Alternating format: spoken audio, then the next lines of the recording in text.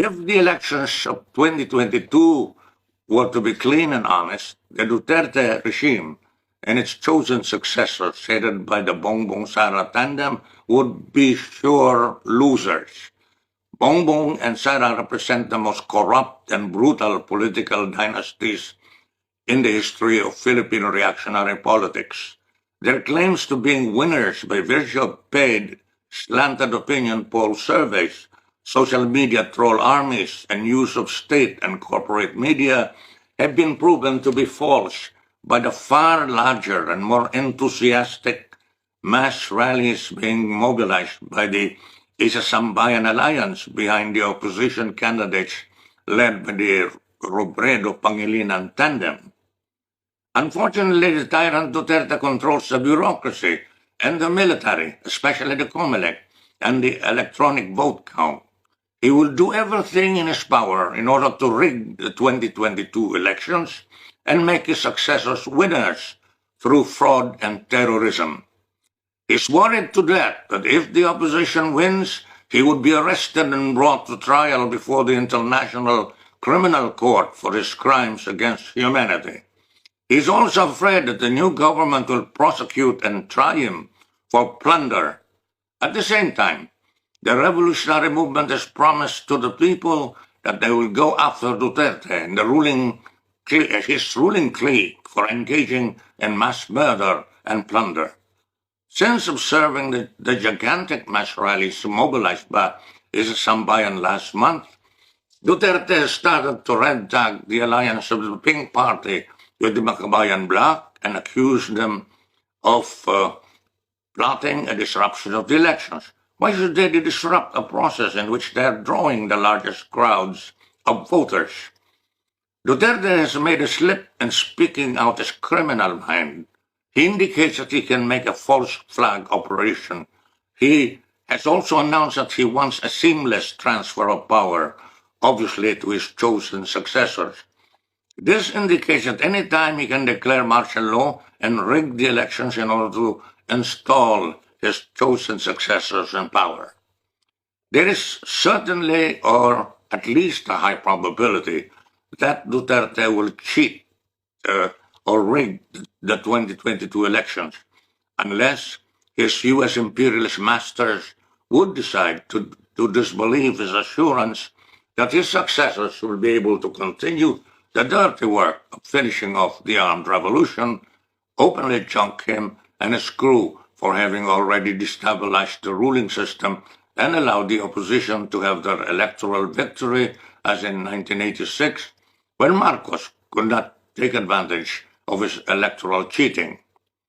But why should Bayan participate in the 2022 elections if Duterte will be able to use his power to rig the elections and there is yet no certainty that he can be thwarted beforehand or after the rigging, as in 1986?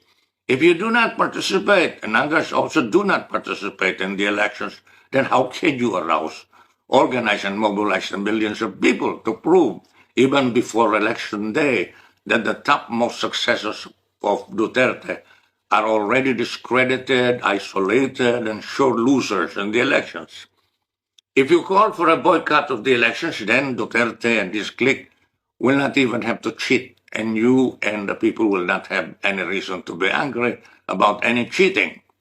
It is not the role and task of Bayan, Makabayan Bloc, Bayan Muna, and other partyless groups to conduct themselves like the revolutionary forces of the people that are banned from participating in the 2022 elections and that are in favor of building the people's revolutionary government in opposition to the reactionary state. There are times when legal democratic forces can debate whether they ought to participate or boycott the elections staged by the reactionary classes. But so far, with regard to the elections of 2022, there is still an opportunity wide enough for them to expose and oppose the electoral fraud and terrorism being prepared by the Duterte regime. If the Duterte regime succeeds in putting in power his chosen successors headed by Bongbong and Sara, there is the prospect of gigantic mass actions of the people rising up to prevent the usurpation of power as in 1986. But it is also possible this may not arise as quickly as in February 1986, because Duterte has already threatened to make a seamless transfer of power by declaring martial law in order to suppress the people and opposition forces through mass arrest, exemplary killings, censorship, confiscations, and other foul acts. In that case, the alternative for the people is to resist in ways similar to those of the people who have dedicated themselves to the armed revolution. And suddenly, the People's Democratic Revolution, through protracted People's War, will become stronger because of the grave political and economic crisis of the ruling system.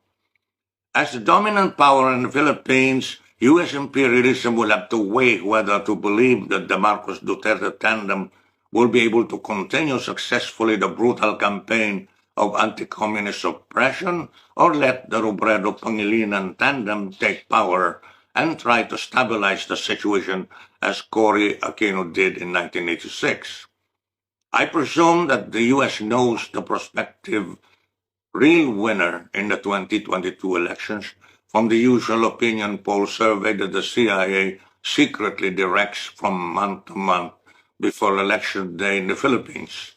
If an Aquino type of regime like that of Robredo Pangilinan will arise, we can expect the usual first 6 months to 1 year of the regime to be a period in which there will be public or third-party clamor for resuming the GRP-Npa peace negotiations, and the contending parties will have to make their best possible responses to such clamor.